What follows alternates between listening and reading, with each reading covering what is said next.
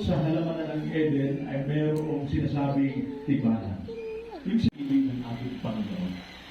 Kayo po ba sa inyong taos-puso, sa kaibuturan ng inyong mga puso, inyo po bang ipinapangako na inyong gampanan bilang mga magulang habang sila ay magtatayo, magsisimula, ay inyo pong tulungan sa apat na aspeto ng buhay, physical, emotional, ano ba, intellectual and spiritually. Inyo po bang pinapangako?